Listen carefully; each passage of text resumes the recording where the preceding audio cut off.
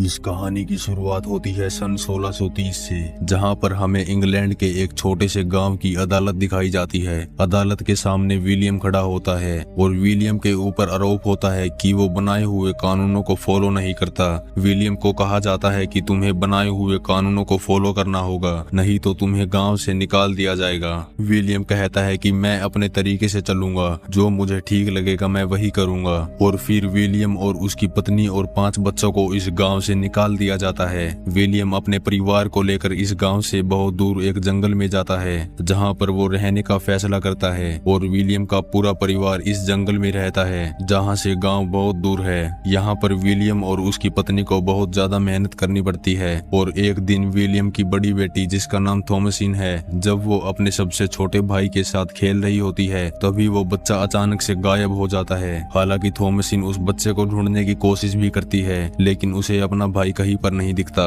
बाद में इन्हें पता चलता है कि यहाँ पर एक विच रहती है। इस विच ने उसके भाई को अगवा कर लिया है और वो छोटे बच्चे को मार देती है। इन सब को समझ में आ जाता है कि अब इनका बच्चा इस दुनिया में नहीं रहा। इस बात से विलियम की पत्नी बहुत ज्यादा दुखी हो जाती है। एक दिन जब थॉमसिन सो रही होती है, तभी उसकी नींद खुलती है। वो देखती है कि उसके कमरे में उसका भाई है, जो अजीब तरीके से उसे देख रहा होता है। फिर वो उससे सवाल पूछती है तो वो उसका कोई जवाब नहीं देता। दरअसल वो अपनी बहन की तरफ धीरे धीरे अट्रैक्ट हो रहा होता है। इसके बाद वो अपने पिता के साथ जंगल में शिकार करने के लिए जाता है। शिकार के दौरान वो अपने पिता से पूछता है कि क्या हमारा छोटा भाई, जो इस दुनिया में नहीं रहा, उसका बैप्टिज्म नहीं हुआ था, क्या वो स्वर्ग में जाएगा? बैप्टिज्म एक तरह का रिचुअल होता है जिसमें आत्मा को पवित्र किया जाता है। और इसके जवाब में उसके पिता कहते हैं कि तुम्हें ऐसे सवाल नहीं पूछने चाहिए और ना ही अपनी मॉम को बताना कि हम जंगल में शिकार करने गए थे। तुम्हारी मॉम इसके खिलाफ है, हमारी फसलें सड़ रही है और हमें खाने के लिए कुछ ना कुछ चाहिए। और शिकार करने के लिए जो सामान मैंने इकट्ठा किया है, इसके लिए मैंने तुम्हारी मॉम के सिल्वर कप को भी बेच दिया। अब रात को विलियम की पत्नी को पता चल जाता है कि उसके सिल्वर कप गायब है और वो इसका इंजाम अपनी बड़ी बेटी थॉमसिन पर लगाती है।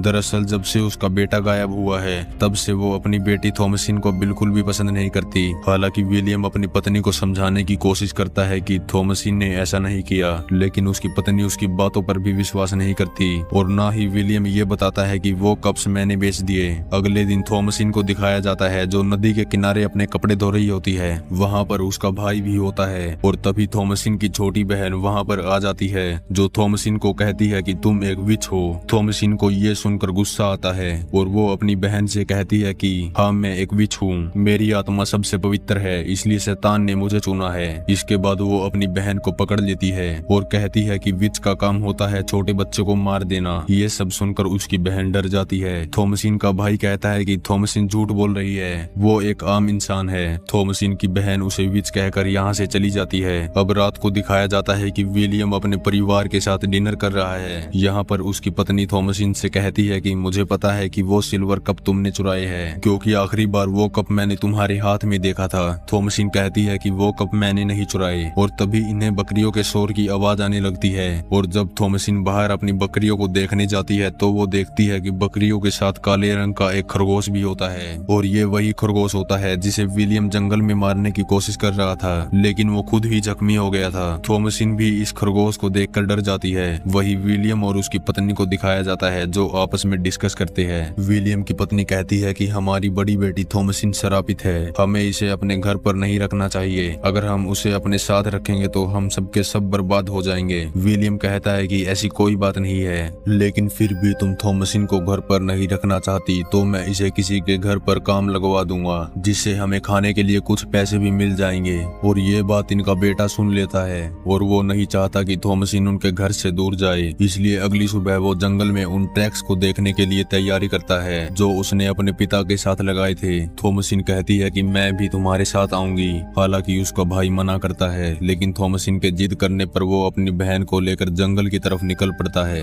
ये घोड़ा और डॉग अपने साथ ले जाते हैं और तभी इनके सामने एक बार फिर से वही काला खरगोश आ जाता है। इसे देखकर इनका घोड़ा विचलित होने लगता है, लेकिन इनके साथ जो डॉग होता है वो खरगोश का पीछा करने लगता है। थॉमसिन का भाई भी जंगल में खरगोश और डॉग का पीछा करना शुरू कर देता है। घोड़ा थॉमसिन को नीचे गिरा देता है, जिससे वो बेहोश हो जाती है। वही थॉमसिन का भाई जंगल में और भी अंदर पहुंच जाता है। तभी उसको सामने एक घर दिखता है, जिसके अंदर से एक एक बहुत ही सुंदर लेडी बाहर आती है जो उसे सीड्यूस करना शुरू कर देती है। और जब वो उसके कंधे पर हाथ रखती है तो उस हाथ को देखकर हमें पता चलता है कि ये हाथ किसी सुंदर औरत का नहीं है बल्कि ये विच का हाथ है। और दूसरी तरफ विलियम और उसकी पत्नी को पता चल जाता है कि उनके बच्चे घर पर नहीं है। जब वो जंगल में आते हैं तो वहाँ पर वो अपनी बेटी थॉमसिन को बेहोश देखते हैं। फिर वो इसे घर पर ले आते हैं और अब थॉमसिन की मॉम को लगता है कि ये सब काम थॉमसिन की वजह से हो रहा है। सबसे पहले इनकी सबसे छोटी बेटी गायब हो गई, इसके बाद उसके चांदी के कप गायब हो गए और अब उसका बेटा भी गायब हो गया। लेकिन यहाँ पर विलियम बता देता है कि वो चांदी के कप्स मैंने लिए थे क्योंकि मुझे शिकार करने के लिए एक गन चाहिए थी। ये सुनने के बाद उसकी पत्नी को बहुत गुस्सा आता है। अब अगली रात को दिखाया जाता है कि उनका बेटा जो जंगल में गायब हो गया था वो अचानक से घर के बाहर आ चुका है, लेकिन उसकी हालत बहुत ज्यादा खराब है। उसके मुंह के अंदर से एक सेब भी निकलता है जिससे हमें साफ साफ पता चलता है कि सेब ने उसे पूरी तरह से अफेक्टेड कर दिया है।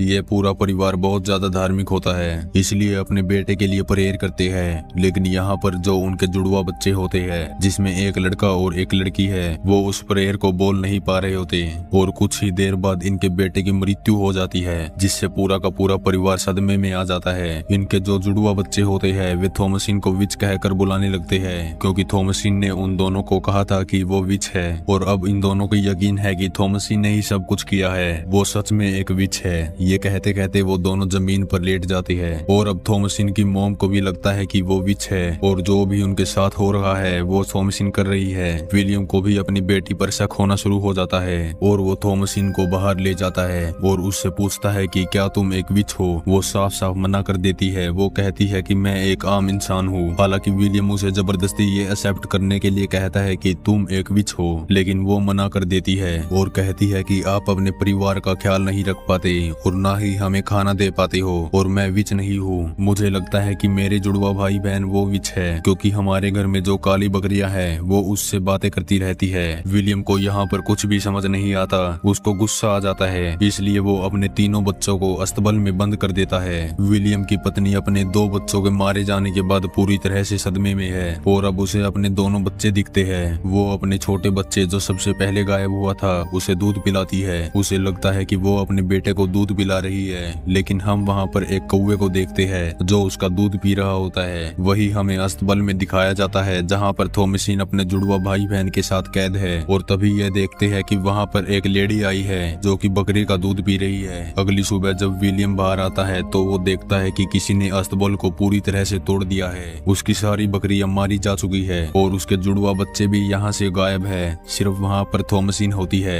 जो कि बेहोश है और उसके हाथ पे खून लगा हुआ है। विलियम को यकीन हो जाता है कि वो विच है, लेकिन तभी वो काली बकरी उन पर हमला कर देती है और जब थॉमसिन को होश आता है तो वो देखती है कि उस काली बकरी ने उसके पिता को मार दिया है और अब थॉमसिन के घर में उसकी मॉम और वो बची है, बाकी सब के सब मारे जा चुके हैं। थॉमसिन की मॉम जो उसे विच समझती है अब उसे मारने के लिए उस पर हमला करती है। हालांकि थॉमसिन अपनी मॉम को समझाने की कोशिश करती है कि उसने कुछ नहीं किया और उसकी मॉम उसे मारना चाहती है। थॉमसिन अपने आप को बचाने के लिए अपनी मॉम को मार देती है और इसके बाद अब इस पूरे परिवार में सिर्फ थॉमसिन बची है। थॉमसिन को पूरा यकीन है कि जो उसके घर में काली बकरी है वो एक शैतान है। वो उसके पास जाती है और उससे बातें करना शुरू कर देती है। वो कहती है कि मुझे पता है तुम एक शैतान हो और तुमने मेरे पूरे परिवार को मारा है। वो काली बकरी अब एक शैतान बन जाती है और थॉमसिन से कहती है क्या तुम्हें एक अच्छी जिंदगी चाहिए? अगर तुम्हें अच्छी जिंदगी चाहिए तो इस किताब पर साइन करो। वहाँ पर एक किताब आ जाती है जिस पर थॉमसिन अपना नाम लिख देती है और इसके बाद वो जंगल में उस काली बकरी के पीछे पीछे जाना शुरू कर देती है। जहां वो जाने के बाद देखती है कि आग के चारों तरफ बहुत सारी विचेस है जो किसी तरह का रिचुअल कर रहे होते हैं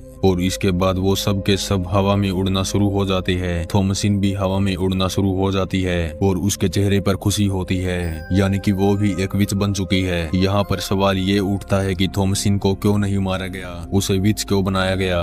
दरअसल थॉमसिन एक ईमानदार लड़की थी और शैतान हमेशा इसी तरह के लोगों को अपने जाल में फंसाता है, इसलिए थॉमसिन को विच बनाने के लिए चुना गया। थॉमसिन भी विच इसलिए बन जाती है क्योंकि उसकी जिंदगी में कभी प्यार नहीं था। उसका पूरा परिवार उससे नफरत करता था। उसने जिंदगी में परेशानी के अलावा कुछ नहीं देखा, इसलिए वो तय करती है कि वो विच बनेगी। थॉमसिन के जुड़वा भाई बहन जिन्होंने विच को बकरी का दूध पीते हुए देखा था, दरअसल विच ने उन दोनों को मार दिया था क्योंकि उन दोनों ने उस विच को देख लिया था। और इस कहानी की एंडिंग यहीं पर हो जाती है।